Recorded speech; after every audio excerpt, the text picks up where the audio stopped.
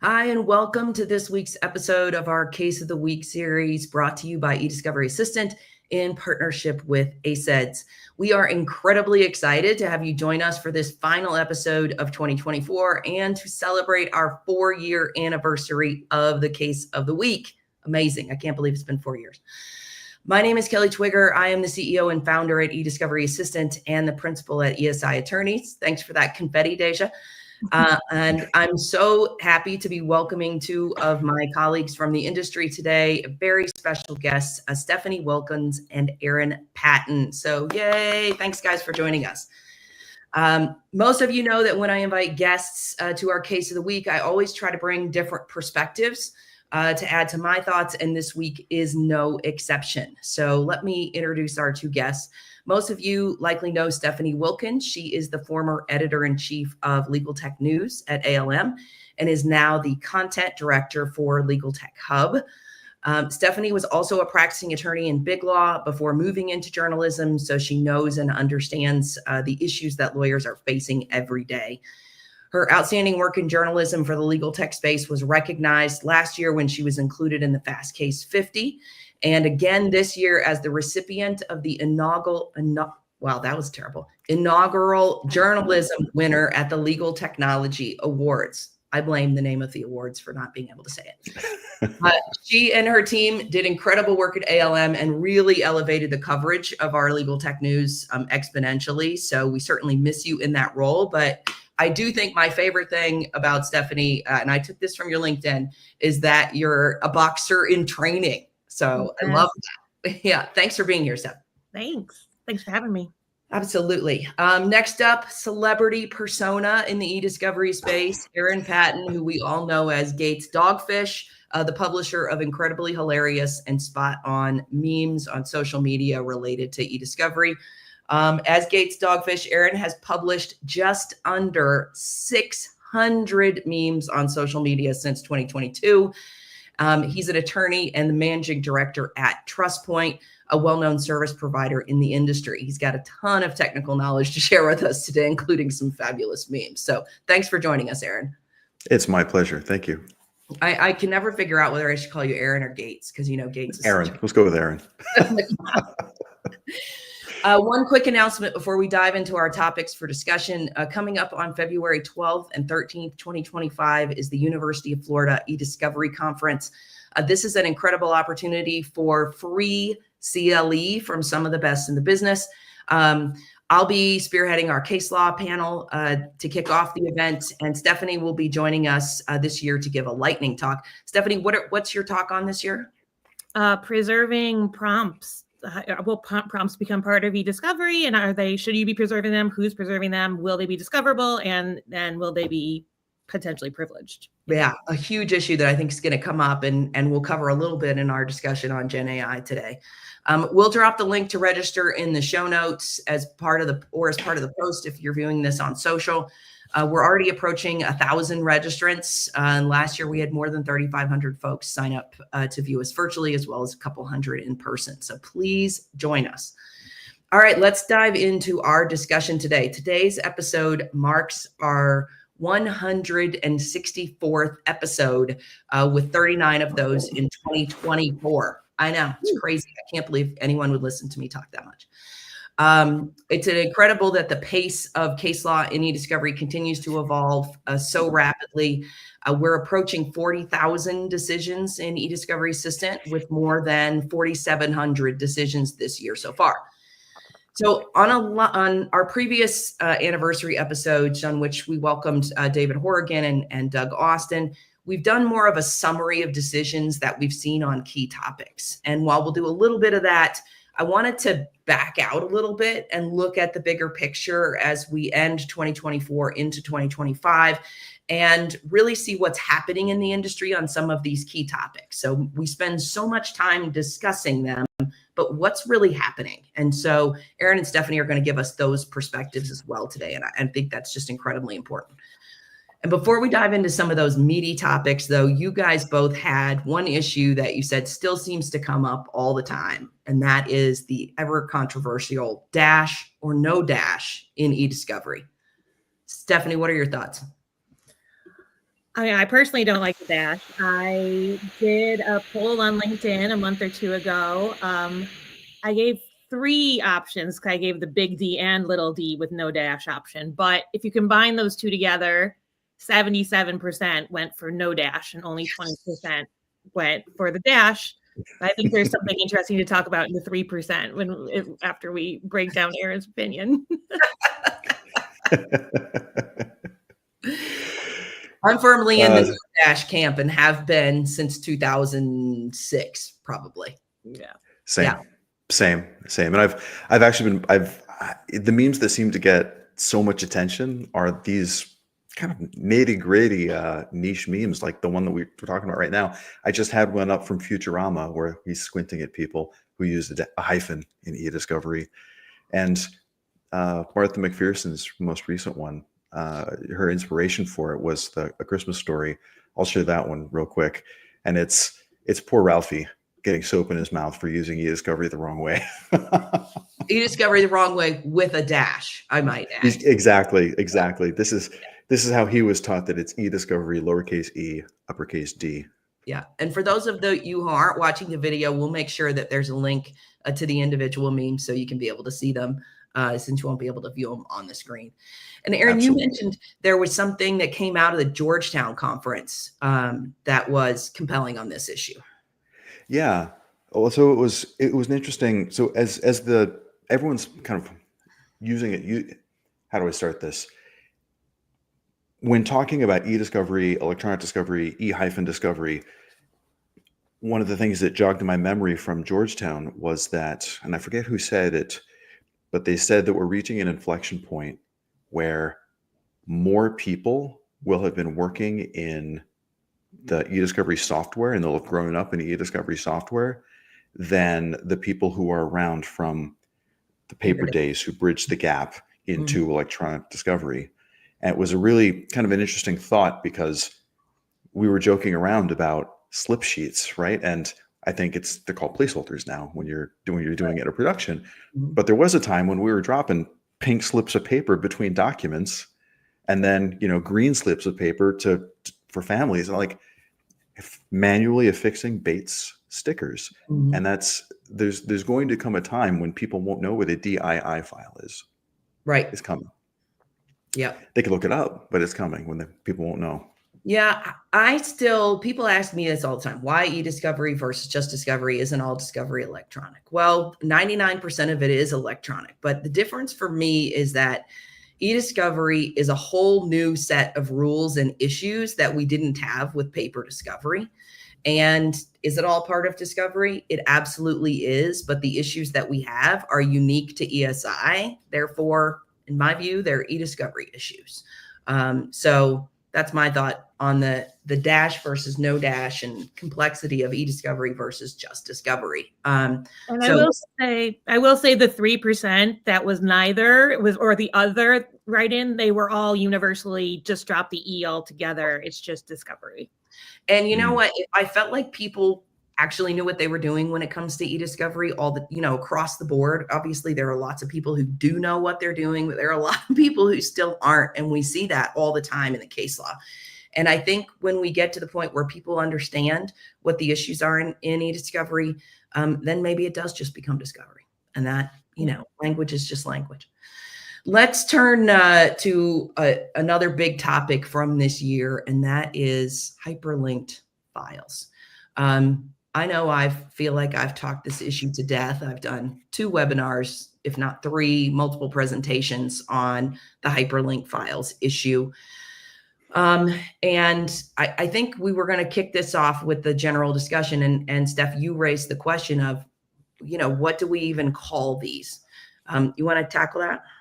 Yeah, because I've seen a lot of discussion out there, like modern attachments versus hyperlinks. And I think calling them hyperlinked files or hyperlinked attachments covers it. Because if you just put hyperlinks, people don't necessarily know you're talking still about files. Modern attachments to me just is sort of fluff and meaningless. I also think that this is an issue that even the fact that we're debating what to call them, I've seen so deeply in the eDiscovery community. And I think outside of it is still just a mystery. I think if I picked somebody who was not in eDiscovery at all and said, what do you think a modern attachment is? Or what are we doing with hyperlinks? They would be so not anywhere along the spectrum of What are what you talking about, right? Yeah, I totally agree. Yeah. Aaron, how do you guys address it at TrustPoint? So we have some workflows to address it, but before I get to that, I think one thing that is really interesting is that all of the context in which I've seen the discussions has been about hyperlinked files in communications.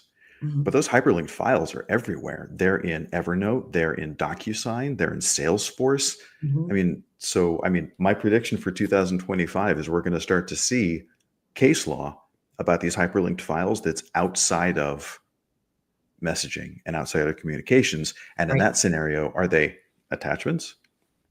We'll see. Yeah, I think you raise a really important point. I mean, just to the name issue, in eDiscovery Assistant, we call them hyperlinked files. And the reason for that is they are files that appear at a hyperlink, right? As opposed to being physically attached to the document. There's a really good article that Doug Austin just published today on his blog from Cloudfishent. And I think I provided the link to Deja so she can add it to the post here. And it gives a really good discussion about the variety of things that people refer to these hyperlink files as, and what the difference is. I mean, there's a huge difference, and kind of I'll just bridge that into the case law discussion, which is the first time that we really talked about hyperlink files as discoverable documents was in the Nichols v. Noom case in 2021, and that one was from Judge Catherine Parker. And it was a unique set of circumstances because Noom, the parties had agreed early on, they'd recognized that there were these hyperlinks. The parties agreed that a certain number of them would be provided. And then Noom went ahead and produced its documents out of Google Apps with hyperlinks. And it turned out that there were almost 10 times as many hyperlinks in the collection that was produced as the plaintiffs anticipated. And so they went to the court and asked Noom to go back and reproduce them. And the court made this pronouncement where she said, hyperlinks are not attachments. And that was problematic in the eDiscovery space, as you might expect, because when you have a hyperlinked file that it is attached to a responsive message or is otherwise responsive under the Federal Rules of Civil Procedure, it likely should be produced. So then we evolved a bit in the thinking to really starting to distinguish from hyperlinks to hyperlinked files. And I created, and if you watch our eDiscovery Day webinar, which we'll also drop a link to from our academy, you'll see a whole discussion of this case law. So I'm not going to spend as much time on it today, but from Nichols, we moved to the NRA Google consumer privacy case. And in that case, the court really looked at the volume of hyperlinks and really kind of took a sampling approach for it and ordered a specific number of documents to be produced at hyperlinks based on some information from plaintiffs that suggested they were key and relevant. We then moved to the NRA StubHub refund litigation in April of 2023. That litigation, StubHub agreed to provide links or the documents at hyperlinks and ultimately determined that they could not. And they put it in the ESI protocol that they would do it. The court ordered, hey, you guys put this in your protocol. You got to live up to what you put in your protocol. An agreement is an agreement. Some really great language. And I believe most all of these cases we covered on Case of the Week, so they're accessible via the blog as well. NRA StubHub then came back a year later to the court and said, hey, we've continued to try and we've spent a whole bunch of money doing it, and we cannot pull all of these documents. We can't get the contemporaneous versions. The technology just isn't there to allow us to do it. And the court said, well, your ESI protocol says you can be released from obligations here for good cause shown. And if the technology isn't available, that's good cause. So we really let them out of that. The NRA to Uber Tech's passenger sexual assault litigation is my favorite decision on the hyperlinks issue. That one's from Judge Cisneros, where she really required the parties to sit down and have discussions about what was technologically possible to collect documents from hyperlinks from Uber. And what's important in all of these cases is that each party has a different technology where hyperlink files are used, and the technologies that existed at that time to collect documents from those hyperlinks are all different. So you really have to pay attention to what are the technologies where the hyperlink files are stored graded and stored, what technologies exist to allow us to go and get them, and what do those technologies really allow us to do? So can we collect a contemporaneous version? Is there any ability to create metadata to associate the hyperlinked file with the original parent document, right? And what do we even call that parent? We still don't really know. There's a subsequent UberText, NRA UberText ESI protocol that the parties entered into with language that Judge Cisneros ordered in that previous decision, which is excellent language and one that I routinely recommend folks look at as a baseline for evaluating, how to address these in your own ESI protocols. So I highly recommend that one. And we'll provide all the links to these cases. And then we talked about the NRA StubHub refund litigation. So there are other decisions. There's a couple of decisions in which Meta was involved, in which at one point Meta said, and I think it was the UAB planner case, Meta said, we can't provide all these documents, but we've reviewed them and they're not relevant, which was kind of interesting because if you manage to review them, how can you not provide them? But Meta also had a subsequent or an earlier decision in the NRA Meta Pixel case where they managed to convince the court that even though they had Microsoft Purview, which had some functionality at the time to allow them to collect hyperlinked documents, they claimed that it would interrupt their eDiscovery workflow. And so they somehow managed to convince the court that they should not be required to provide hyperlinked files. I love these because it's almost like Obi-Wan Kenobi. These aren't the docs you're looking for. These aren't the docs you're looking for. You're so right. Oh my God. I'm such a huge Star Wars fan. That's so cool. I'm going to use that going forward. Yeah. But what's also so fascinating about this moment is we've got reality and conflict with the desires of the parties or stipulations of the parties. It's so interesting. And it reminds me of those moments where it's like, you were supposed to process these documents and give us custodial information, get it from the documents. It's like custodians are assigned. It's not extracted. Right. And so let's make sure we know what we're talking about here, because that's not possible. You raise a great point. And Aaron, you did something recently on hyperlink files on LinkedIn that you posted, your deep fake watermark that I want you to talk about. But just to reference again, that eDiscovery Day webinar, because we talked about some of this. So I encourage folks to go back and listen to that. What was the thing that you posted on LinkedIn about this issue? So it was a thought experiment. So taking some of these cases and just thinking, what would it mean if a corporation's electronic communication policy became, you can only use hyperlinked files. You're not allowed to attach documents, so that there is no parent-child relationship. And you have to get permission from the legal department to do it. And you have to get permission from IT. It was a joke, right? And it says subject to the jester's privilege. It has this watermark that says throwing it out there. What if this is what super fake? We never know. I mean, we've moved away from what if files. Now we've moved to hyperlink files. I mean, you could ultimately preclude physical attachments. Yeah. Now, why would you do it? And because I was thinking, this is kind of absurd. But then kind of putting on my lawyer's hat, I was like, wait, but if I send somebody an attachment in an email, if they forward that to somebody else, that person can open it if it's not password protected. Right. But if I send a hyperlink file, the access controls on that will keep them from opening it. That's actually interesting. And then there's also storage size, right? You're not going to bloat your mailbox. Yeah. And so there were some, it seems like there are legitimate reasons for doing this. And so long as you're not like intentionally frustrating discovery with this policy, I could see somebody trying it. Yeah. And Stephanie, just to kick that over to you, like you mentioned, there's a lot of implications on the hyperlink files issue for the knowledge management world. Yeah.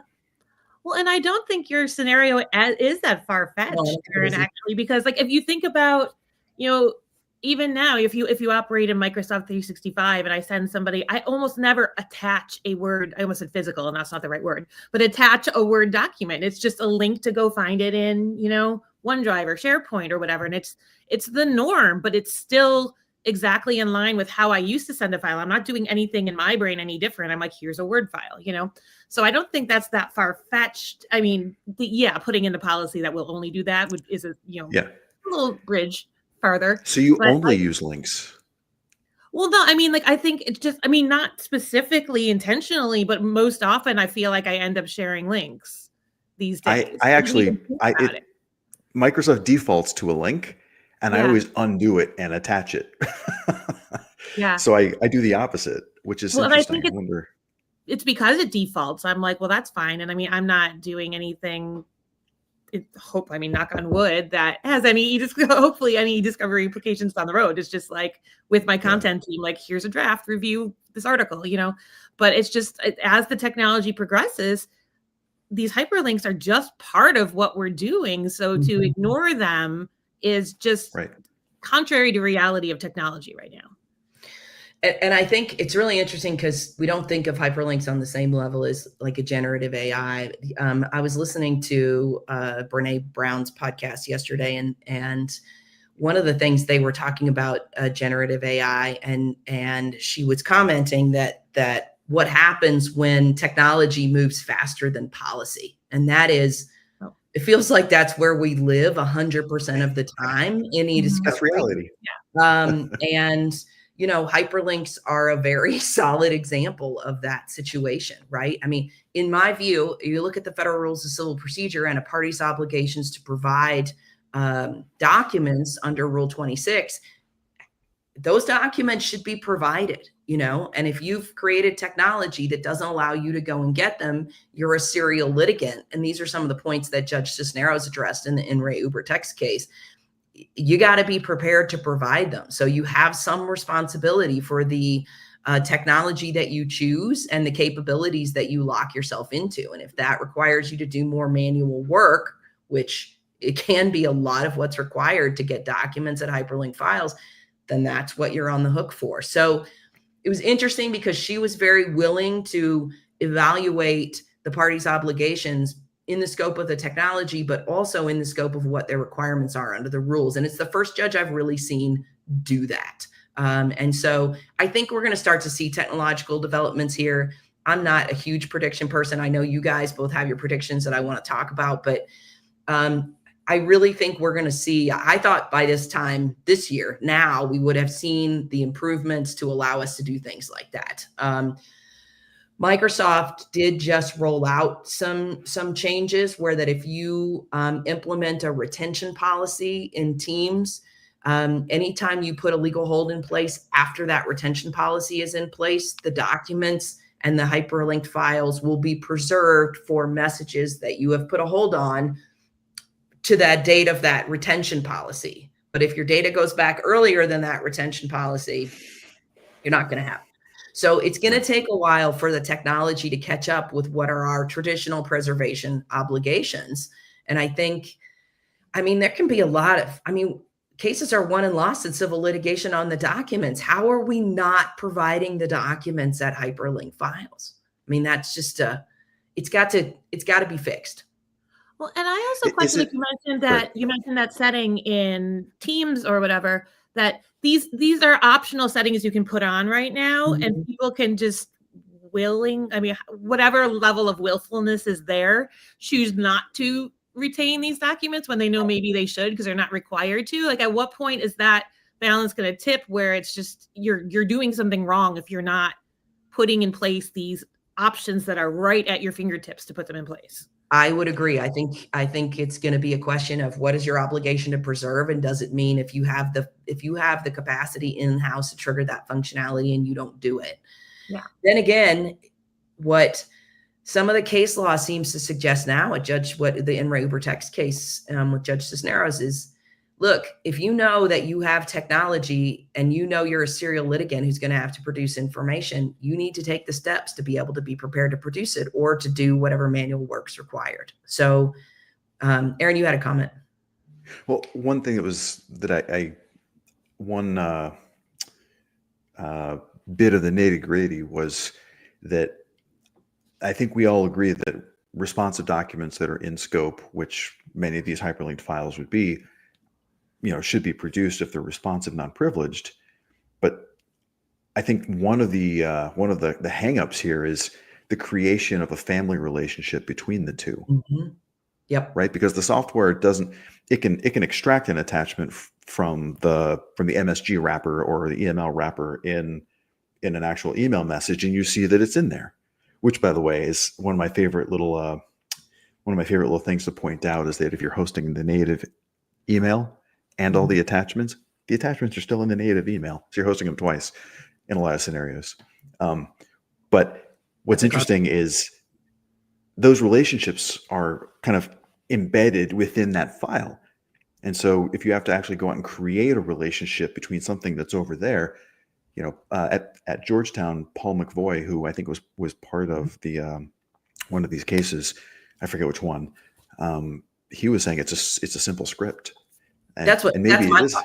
It really, I don't understand why it's that complex to create a metadata field. We do it all the time. We sure do. We create custom metadata fields for data because we know that there's one metadata field in a particular case that we really need to see. And we just write a little script to create that metadata. I mean, we do it with redaction, right? People didn't used to do this. We ask for, in our ESI protocol, a redaction field that's populated yes or no. So we can search, we can filter by yeses, and then people can review those redactions for privilege out of the gate, right? I mean, one of my big soapboxes is you got to review your productions when they come in. The longer you sit on them, the less ability you're going to have to be able to challenge anything.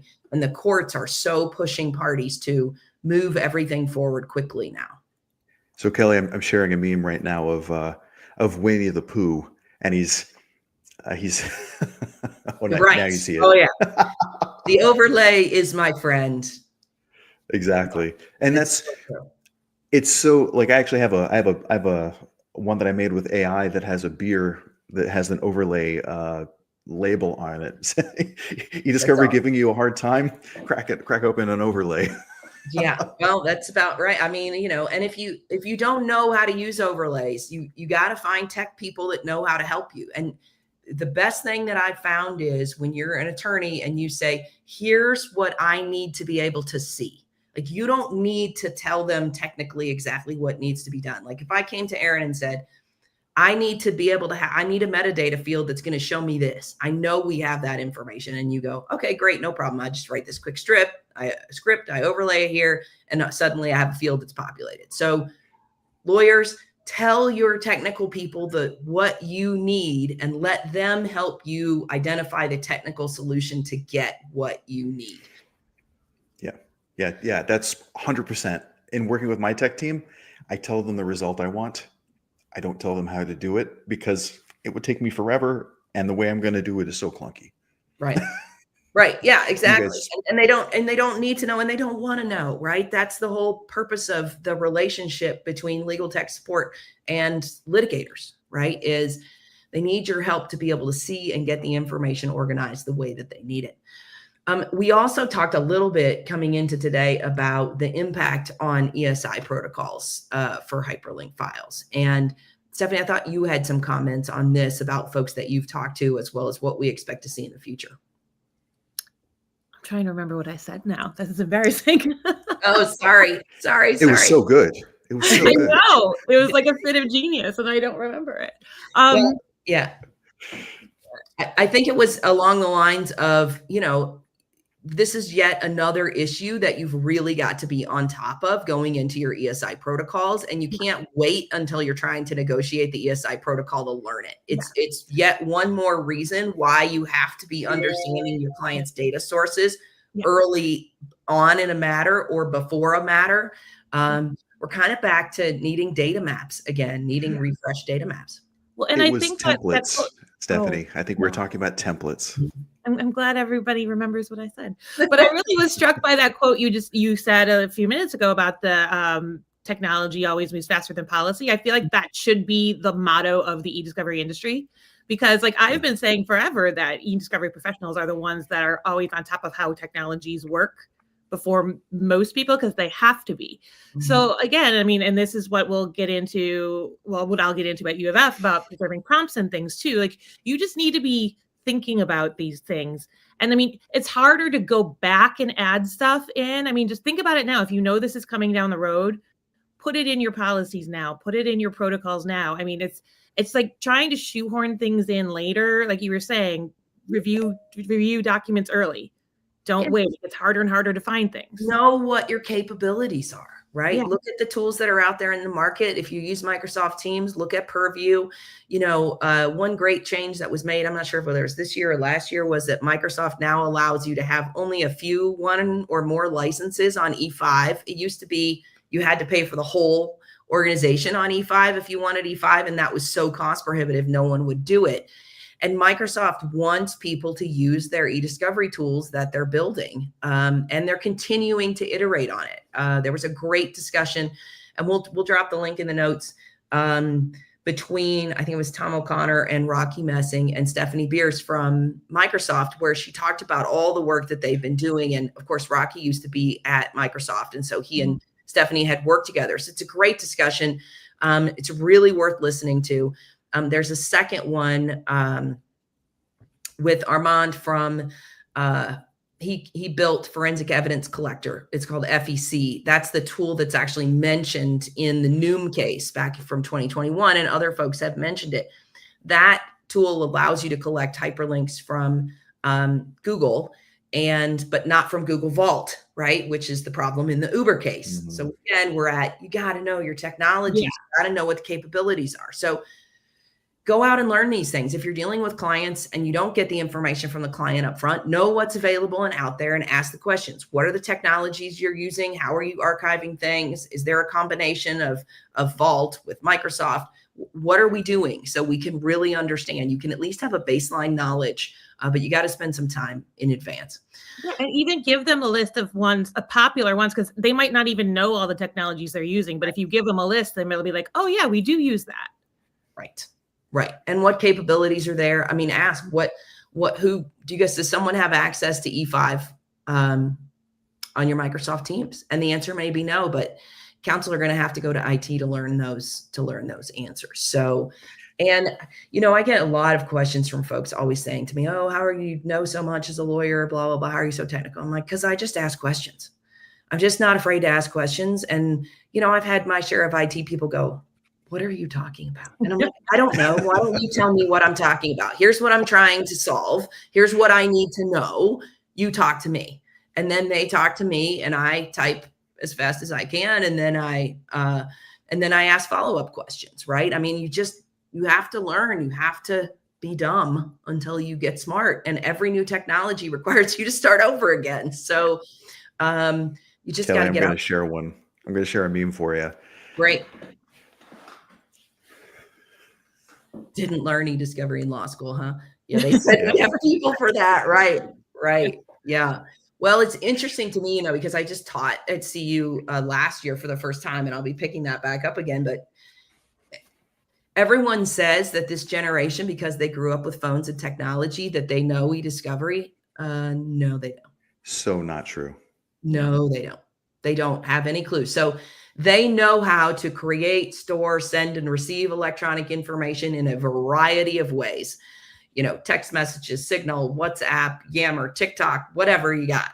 But they don't think about it as evidence or how to go and get it, which is exactly what eDiscovery is. So it was fascinating. I mean, I stood up the first day and said, okay, guys, tell me some sources of ESI. And they were email. And nobody said mobile phones. So I held up my phone and I was like, hello, what about the phone? Everything on this.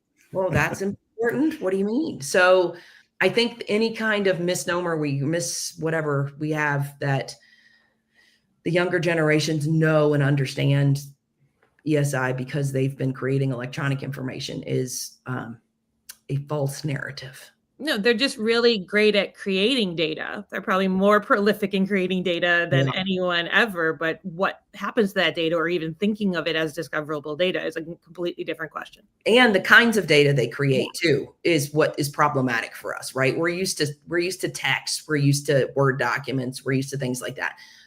all this audio, all this video, it's expensive. You got to OCR it. You got to have it translated. You got to have all these things. It's much more complex now to handle a collection of information than it was 5 years ago, even.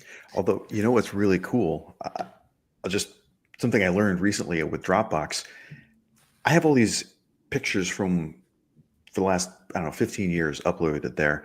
And I was looking for a specific picture and I didn't know what it was called because I never named it. Mm-hmm.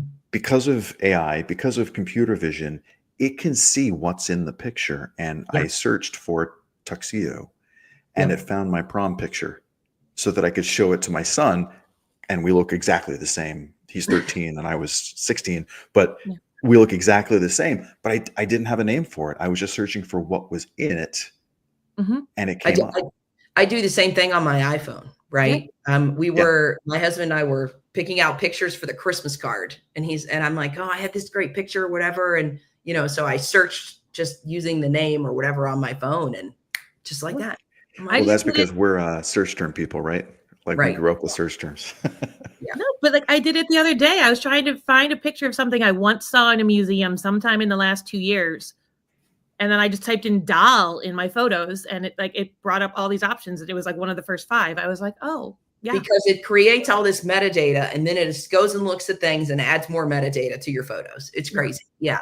And I think that's a perfect segue to our next topic, which is the topic of all topics, right? Generative AI. And just to start, because Steph, I want to turn to you for thoughts because you had a lot. Just to be clear, we've been using AI for years. Yeah. If you get Netflix recommendations, if you get podcast recommendations, if you get anything that's recommending stuff to you based on choices you've already made, that's AI. Yeah. Generative AI is when you ask AI to create something for you, whether it's text, a video, audio files, an image, whatever, and it's actually generating that content for you. And the generative AI is what's really big. And this is yet another example of technology outpacing policy. So faster than ever. I know. I'm going to turn that over to you, Steph. Well, because yes, AI it's far from new, and it's not even anywhere near new in legal. Just this Gen AI boom has just put it on a lot of people's radar that weren't thinking about it. But the technology itself is moving so much faster than other technologies before it, even that if we couldn't keep policy, if we couldn't get policy to keep up with technology before this, now it's this light speed ahead. I mean, it's breaking all the rules of how fast technology progresses. So, I mean, we are really in a world where people are just using this because it's also so much more accessible. The big thing ChatGPT did, and it's not a legal tool, I always have to say that, but the big thing it did is put this technology right in people's hands in a way that hasn't happened before. It was every single person with an internet connection can suddenly play around with Gen AI and feel the magic and just get swept up in it. So that was actually brilliant on OpenAI's part. Obviously, I don't agree with everything they ever do, but that was getting it in people's hands and making it so easy to use and get people to buy in. It was so fast. And just for people, Steph, who maybe aren't as familiar with or are very overwhelmed with the discussion of generative AI, and they're like, stop talking about it. I don't want to hear about it anymore. Right. Sorry. How do you use prompts in ChatGPT? Because that's your discussion at UF. How do you use prompts in ChatGPT to create content? Yeah.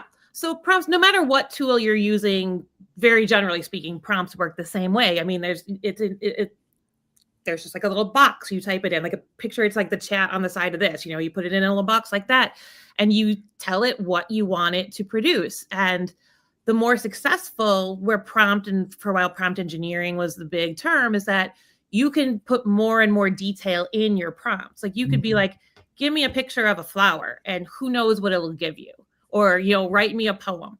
But if you say something like, I want a picture in widescreen aspect in, watercolor style, and it should be pink and these, whatever, you'll get a totally different response. So the more information you give it, the more. And if you say, I want an orchid that's pink and white and I want it in this kind of setting, and I love the watercolor view. I know. Yeah. And it does, and it can be amazing what can be generated. But policy wise, there's so many problems with it, right? Because, and these are a lot of the lawsuits that OpenAI is facing, is they've scraped a lot of data off the internet, some of which is copyrighted. And, you know, I'm not speaking to the merits of the litigation at all, because I haven't paid attention to a lot of it. So please do not take this as any sort of basis of that. But that's the challenge, right? And artists who have created visuals are being uploaded and asking, and people will use prompts to ask for changes to that art. And there are a lot of questions about copyright violations associated with generative AI, which I think is, you know, a huge problem. Yeah, I mean, I was never an IP lawyer, but modern IP law doesn't, I mean, it doesn't fit with Gen AI. It just doesn't. So it's either people are trying to make existing law apply to something that is just not, it's like a square peg round hole, or this has a potential to completely rewrite copyright law, trademark law. And I would say even that statement of policy moving faster than or tech moving faster than policy, moving faster than the law, which is not surprising, right? I mean, I've always felt like eDiscovery, the law in eDiscovery and the changes to the rules and things have moved a lot faster than anything else we've seen in the law. But we're just in such political gridlock at the moment in Washington that I don't know how we get the policy we need on AI in the United States. What were we going to say, Aaron? Well, I was going to jump in with a quick meme to explain prompts. Great. Love and think of Harry Potter with the book in Chamber of Secrets, right? Yep. And he writes his name. He writes, "My name is Harry Potter." And ChatGPT writes back, "Hello, Harry Potter. My name is ChatGPT." You know, and it was in the book, it was Tom Riddle. But the one of the things that's really interesting about the prompting and what it can do is it keeps changing also. So I did a prompt engineering course through Coursera and with Vanderbilt University, and ChatGPT 3 was what they used. And in this scenario, when you're watching what the professor's doing, it can actually output a PowerPoint. Make me a PowerPoint, and you have a PowerPoint you can download and open. It doesn't do that anymore. Now you ask it for a PowerPoint, and it'll give you the text that you can put on your slides, unless you know how to prompt it. In which case, and I think I'm going to make a video about this, where you ask it to create the Visual Basic encoding, and then you drop that into a macro, and you can tell it, here's your text. I want you to find images. I want a design that has high contrast, that has technology motifs, whatever. You give it the description.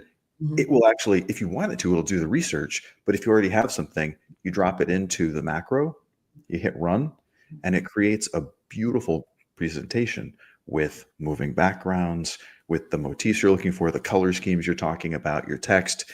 I mean, it's one of the ways that I've been making macros for Excel for analyzing DAT files, which I have another one coming out soon. So it's like, it's this really interesting thing where you can, you know, it'll program in 5 minutes. It'll give you the text you need to run a macro to find Bates gaps in a DAT file.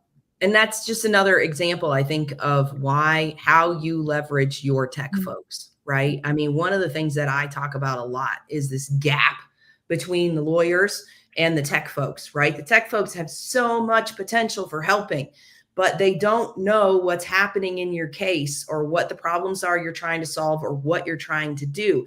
And if you would bridge that gap by having the tech folks involved with you from the beginning, you can solve things like knowing what you can put in your ESI protocol about hyperlink files or metadata or whatever.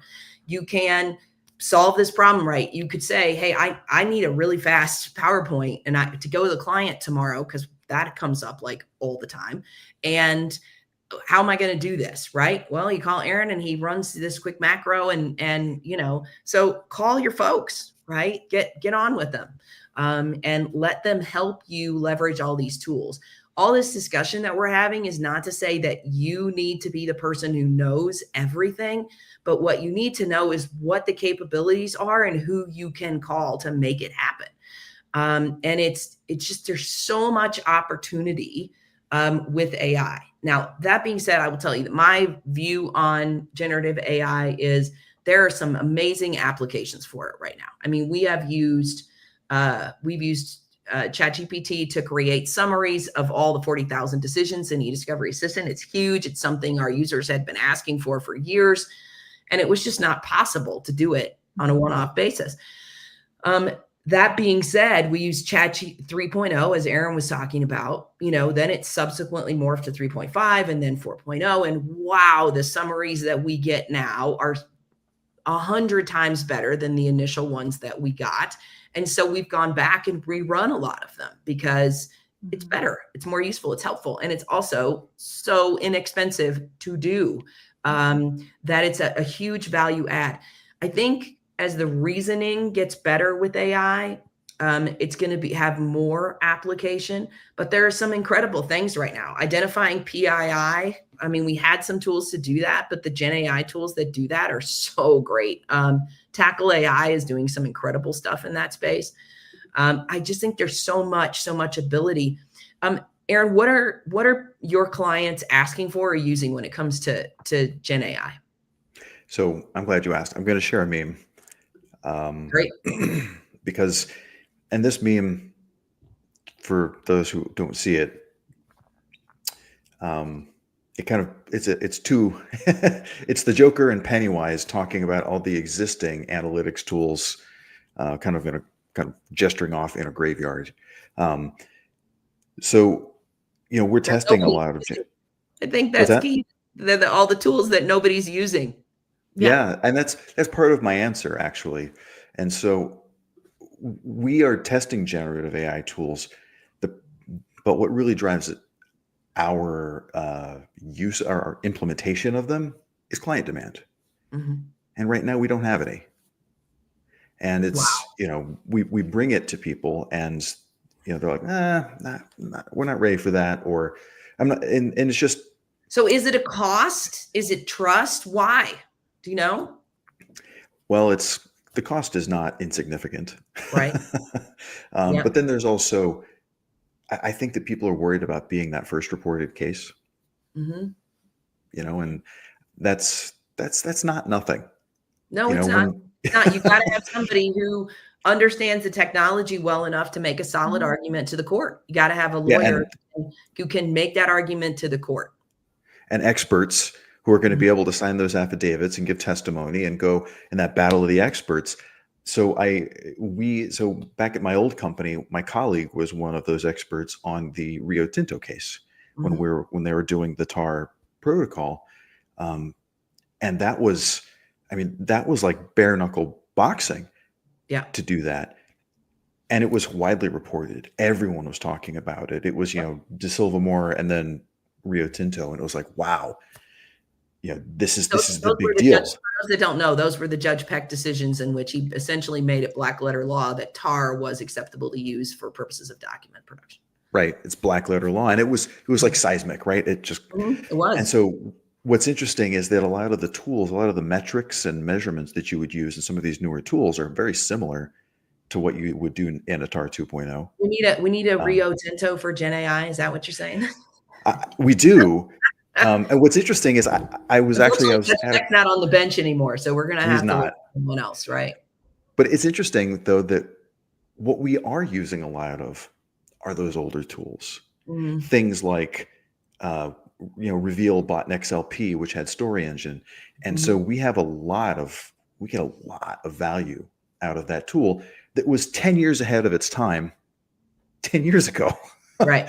And so we're still using those tools to find, amazing stuff right away because of the natural language processing tool that's behind it and all the different models that underlie it.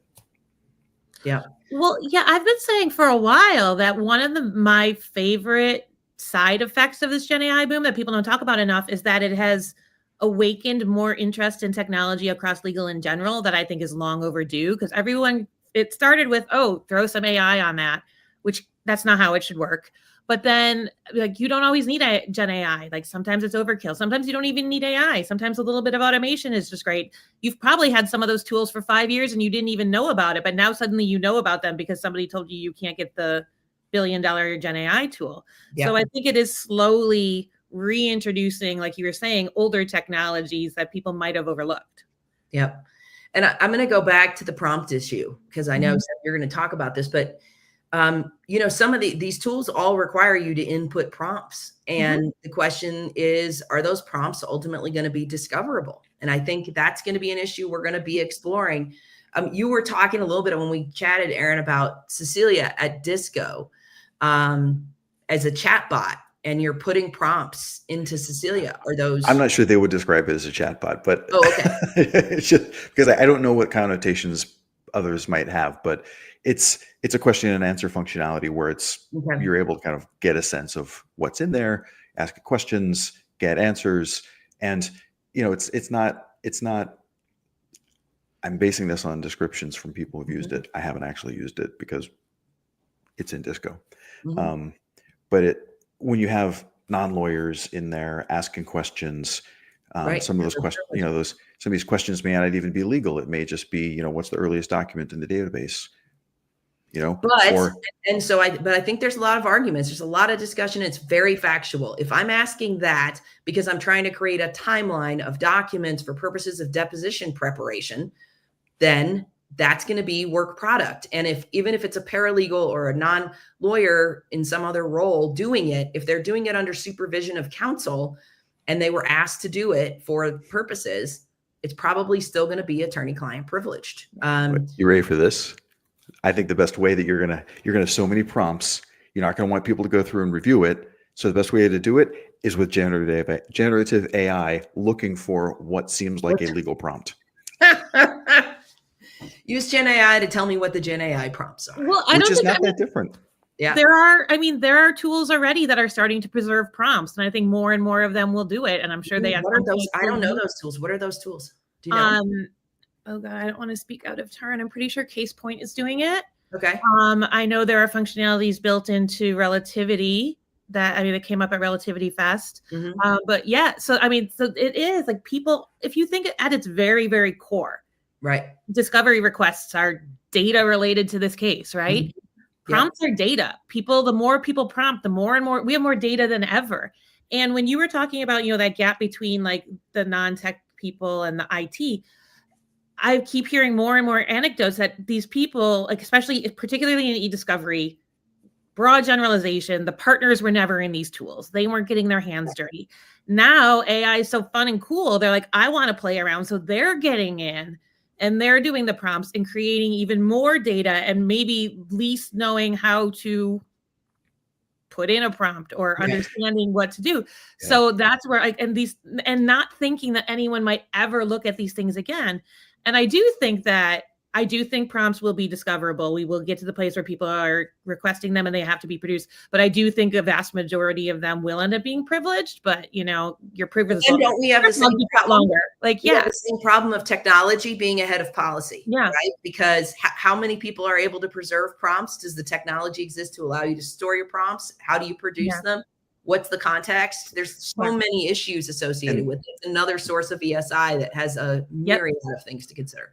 There's also something I think that's really fascinating, and I haven't made the video for it yet, but it's coming. In a scenario where you're paying per prompt, you're going to be really careful about the prompts. But in a scenario where you're having a conversation, you may not be as careful with your prompts. And one of the issues with that can be prompt priming. And here's the example that it's unbelievable that it happened to me, but it's great. I said, who are the top 5 eDiscovery influencers on LinkedIn? And it gave me a list of 5 people. I was not on it. I said, who's Gates Dogfish? And it described Gates Dogfish. And then I copy and pasted the first prompt again. And I said, I just pasted it in there. Who are the top 5 eDiscovery influencers on LinkedIn? Gates Dogfish was number 1 in the new answer. Wow. Yeah. See, and I think when you play around more and more, you learn all of those kinds of idiosyncrasies. It's gotten a little bit better, but there's sentence recognition. You can determine what's written by AI based on the way the sentence is structured. It has certain words that it uses over and over again. And so, I get emails from people, whether they're asking for a job or want to work with us or whatever. And I'm like, and AI generated, click, delete. So it's really apparent. Let's kind of transition. We had one. Go ahead. Can I do one more comment on that? Yeah. I mean, I think per prompt pricing is stupid, but I think it's become a knowledge management issue. Like if you have perfected, especially really long prompts that get you results you want within your organization, you should be building a prompt library so that you can reuse, everyone can uniformly reuse that prompt to create the same template, same document, same whatever it is you're creating. So you're not reinventing the wheel. You're not reiterating your prompt as many times and adding more and more stuff to it. So prompt libraries themselves, so whether or not it's discoverable, you internally preserving your prompts is a really good idea. Yep. Yeah, I totally agree with that. So a couple things. One, I'm going to ask you guys, where do we see AI going in 2025 and how do we get people to get into the mix? What are some ideas we could use we could use for people to use ChatGPT and just start understanding the capabilities of Gen AI? Yeah, I mean, in terms of getting in the mix, if you've never done it, ChatGPT, like they now made it like free for everybody. Just play around with it. Not for legal work. Very clearly, do not put your client data in it. None of that. But do a sort of like, I want to plan I need a vacation itinerary. Things like that are like not going to give away state secrets, and hopefully you'll check it over before you get on a plane that it was right. But like, just play around and see what it can do. Like the dumbest little things. Like the first thing I ever did was like write a song in the style of Bob Dylan about whatever, like just to like. We did that for our eDiscovery jingles a couple of years ago. We used it to rewrite the lyrics to Christmas songs, and then try to like if it gives you something and it's not right, try to iterate on your prompt and see if it gets better. See what gets you better or worse results. Right. Like try to give it as persona. That's like a huge one where I heard someone talking about once. There was a whole speech given by the French president about their energy policy. And there was like one throwaway line that was like, we're not going to be doing nuclear. And everything else was about it. And if you were just like summarize this, they didn't even mention that point. But then they reran the exercise saying, you are an energy reporter. What are the key points about the energy policy? And it was at the top because it directed it what it cared about. Right. So you can give it a persona. You can like tell it how it should be looking through, especially if it's a huge volume of data. Right. Yeah. You're a marketing professional. Do this. You're a salesperson. Do this. Yeah. All of those things. Yeah. Some other ideas you can do, workouts. I think we talked about training sessions for kids for sports. Aaron, you put me onto the Coursera course, which is an intro to ChatGPT from Vanderbilt. It's free. I signed up for it. You can just Google ChatGPT Vanderbilt and it will come up. Kat Moon does a ton of really amazing stuff at Vanderbilt. She's so great at her contributions. And just keep asking it questions. And Aaron, you mentioned this, like ask me questions until you know enough and then ask me what's the next thing. So tell us a little bit about that. That's my favorite. So I tell it, let's say you are a movie producer and I am a screenwriter. I have an idea for a Wall Street thriller where XYZ. It's good. And then ask me questions about the setting, the characters, the ending, the conflicts. And I give it a whole list. Ask me questions about these things until you know enough to create an outline. Ask me one question at a time. Ask me your first question. That way you don't get those long lists of answers that it can do. And so, and I say, don't start writing the outline until you know enough. And before you write the outline, ask me whether I want you to write the outline. And it will listen, and it does that. Now, my favorite thing to do with it is if it asks me a question I don't know the answer to, I say, what's the best answer I could give to this question? And I have it answer its own question. And I would say 8 times out of 10, it's really a fantastic answer. And then I just adopt that as my answer because I agree with that. Or it'll be counterintuitive and it'll be something I wouldn't have thought of because I'm so inside my own lane. And that's my takeaway for ChatGPT is if it asks you a question you don't know the answer, ask it to answer its own question. Yeah. And I think just get in the mix. I think as far as the case law goes, just because we're on the case of the week, generative AI kind of creeped into our case law in 2024. We added an issue tag for it to the database. There are 5 cases. They're mostly, it's kind of talking about Gen AI as opposed to being discovery about aspects of Gen AI. So we haven't really gotten discovery decisions. We've got a formal opinion from the American Bar Association on generative AI, the New York Times versus Microsoft, and the number of companies that are suing OpenAI over scraping the data. So a few things on generative AI. If you're an eDiscovery Assistant user, you can use that issue tag to be able to search for some of that case law. But I expect in 2025 that will continue to grow. You guys want to give me, we have a few minutes left and I want to turn a little bit to mobile device discovery, but do you have a couple of predictions, or do we want to save those to the end? Or you've got predictions on Gen AI? Well, I've got one prediction on AI real quick. And I think that AI security is going to be massive in 2025. I just had a conversation with somebody at a holiday party where they were talking about how users were exfiltrating data by putting it, either copying and pasting it into ChatGPT or uploading the file into it and then accessing it from outside the environment. And so while it's locked down, they can't plug in a USB, they can't drop it into Dropbox. They can put it in, they could copy and paste the information into ChatGPT and then get it on the outside. And so I think there's going to be I think this type of exfiltration is going to burst onto the scene. Wow. And then so whoever can solve for it is going to be very happy.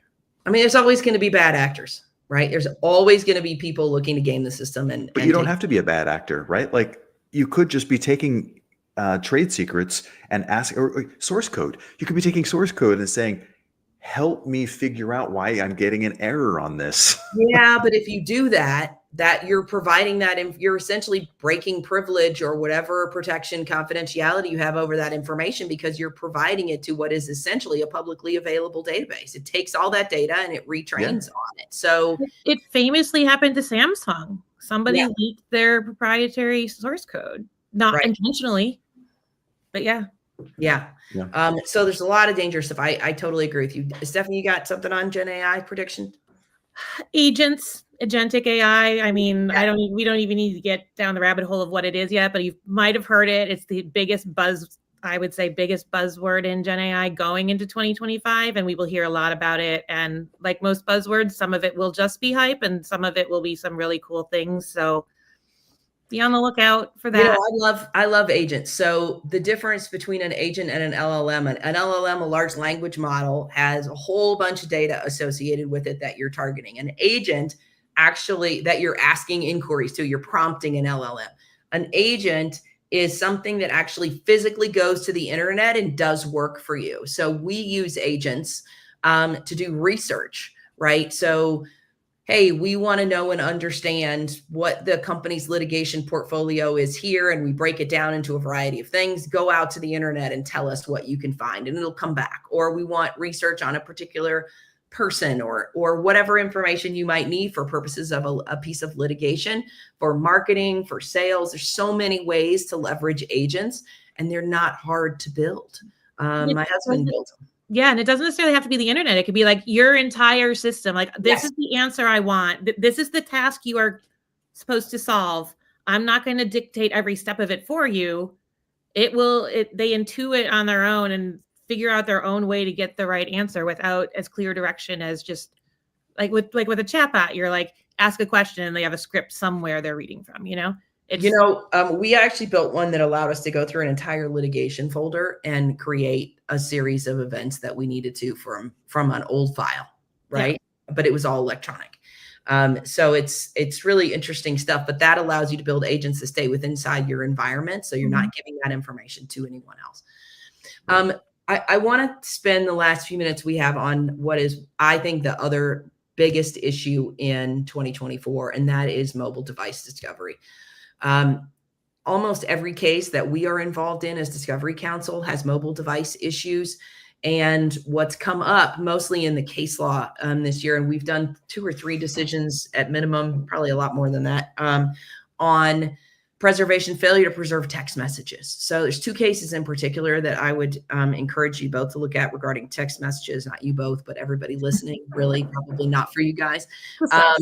That's the Maziar versus the city of Atlanta. It was an employment discrimination case, and the supervisor, they didn't preserve the supervisor's phone for more than a year.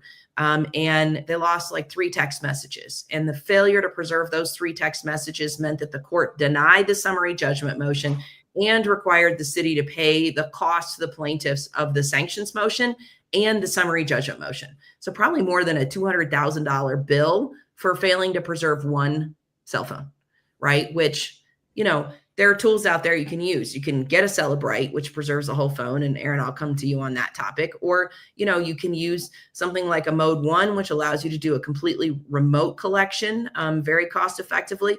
I mean, if you're really cost conscious, you can even, and you have the physical phone that you're able to collect, you can even use something as inexpensive as iMazing. You just have to be able to authenticate the messages themselves. And so, I mean, iMazing's a desktop tool. It costs less than $100. These are not hard things, but the failure to preserve these messages. The other case was that we covered on Case of the Week was the SafeLight case, in which the defendant left SafeLight and went to another company in violation of his contract, according to the allegations. And his lawyer told him to preserve all of his information. 8 months into discovery, he says, "Oh, the settings on my iPhone don't keep text messages after 30 days. And I mean, the council were on that. They were on the fact that those messages were failure to preserve. But there was a step further that I felt like they could have gone, because that setting you have to physically change on your iPhone to set text messages to delete after 30 days. The default is to keep them forever. And there's a file on the phone that tracks every change that's made to the settings of that phone. So they could have done a forensic examination of that phone, found out when he changed those settings. In that particular case, the reason that I suggest that is because the court found that there was not intent under Rule 37E2, but there was prejudice under Rule 37E1. So they got an adverse inference instruction, but if they had been able to show that he'd made that settings change after the duty to preserve arose, which it seemed pretty likely that he had, just between us, then they would have been able to show intent. I think that would have been sufficient for intent under 37E2, and they could have gotten a default judgment as opposed to an adverse inference instruction. And the reason I think that's important, and this is something that Judge Peck raised to me probably a year ago, was that adverse inference instructions may be great, but how many cases actually get to trial? And so if it doesn't go to trial, you got no sanction. It may be a settlement tool otherwise. But so in terms of mobile devices, Stephanie, I want to go to you. What are you in your conversations and the knowledge management and everything? What are people talking about?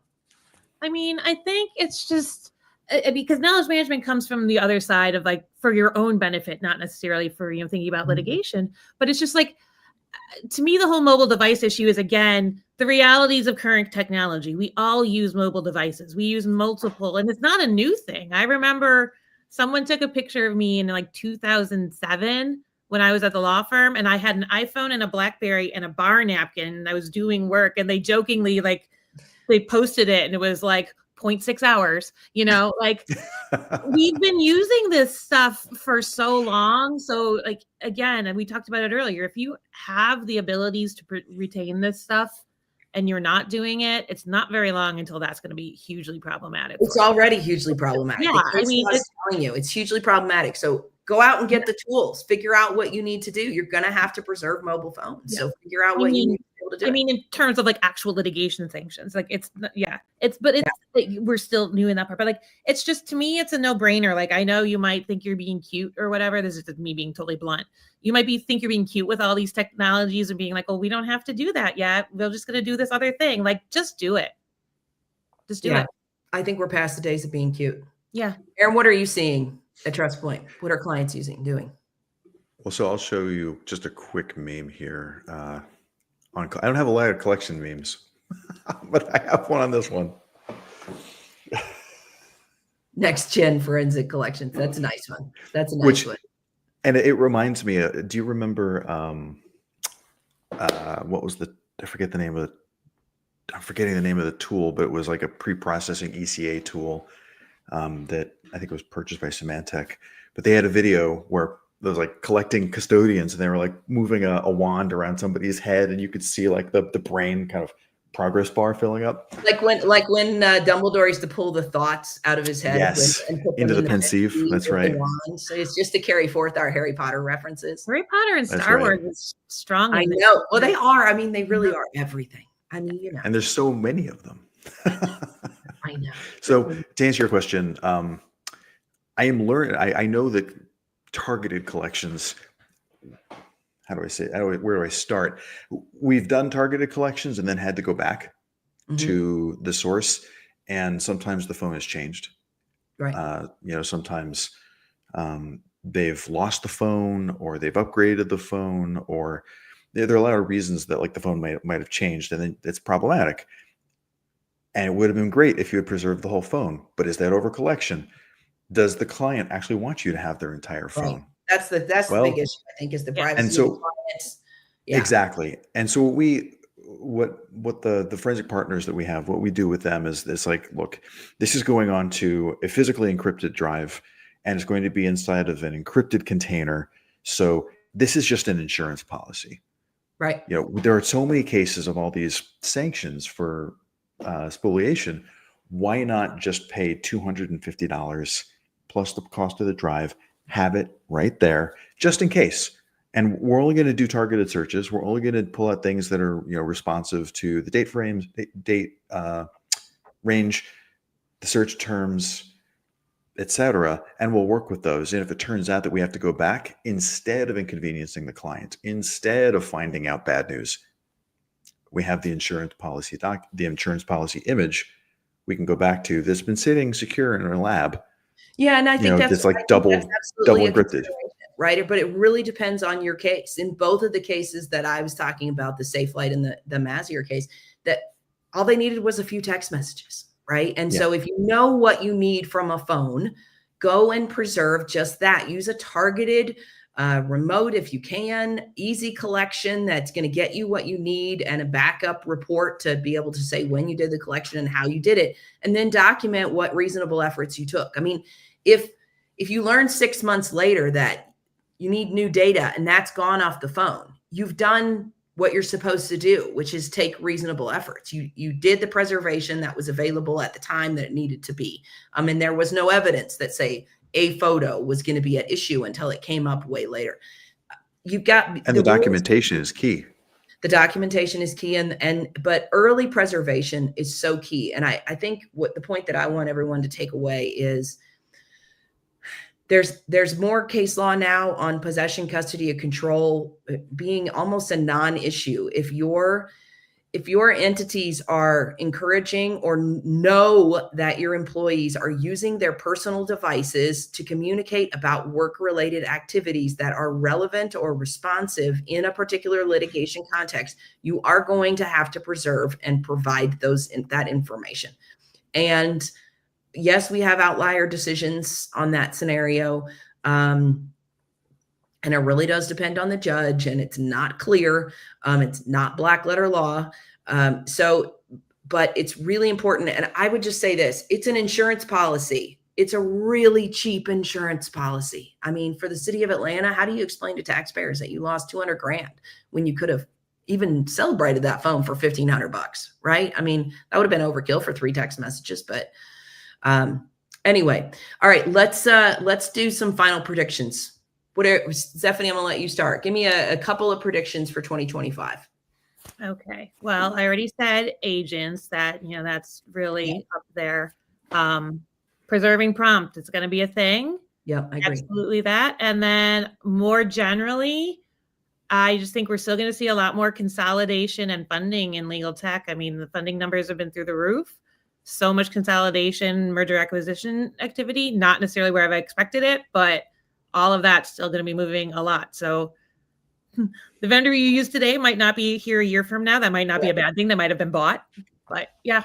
Yeah. Fantastic. Fantastic. Aaron, what about you? Predictions for 2025? So I think the AI exfiltration is going to be a big one. I think we're going to start seeing case law about hyperlinked files outside of the communication context. Agree with that. Yeah. Those are the two big ones.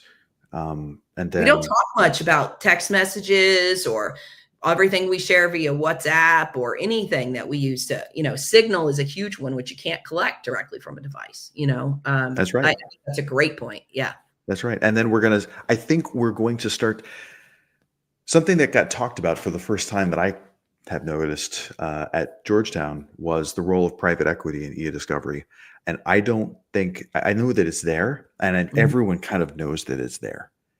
But what no one is really talking about is the effect that it's having, is what does it mean for the people who are working at companies that are PE backed? What does it mean for, conferences that have all this money and new people showing up from PE firms? I think that the conversation around private equity in eDiscovery is going to rise to the surface, and people are going to actually start talking about what it means, how to do it right, what's the wrong way to do it, and also good outcomes versus bad outcomes. Yeah.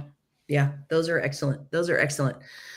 All right. We managed to stuff as much as we possibly could into what became an hour and 15 minutes. So thank you to all of you who have stuck with us till the end. I think we probably still could have gone on much longer. Huge thank you to Stephanie and Aaron for joining me today on this anniversary episode. Going into 2025, we'll be continuing our Case of the Week series and adding additional segments on the podcast, which will be rebranded to Life and Law with Kelly Twigger. So if you want to follow our additional content, please find our podcast on your favorite podcast platform and subscribe as well. Leave us a review. That helps us get to a wider audience so we can bring more folks into the fold on how to leverage the power of ESI. Thanks very much to you both. Happy holidays to everyone. And we look forward to seeing you in 2025. Bye, everyone. Thanks. Bye, everyone.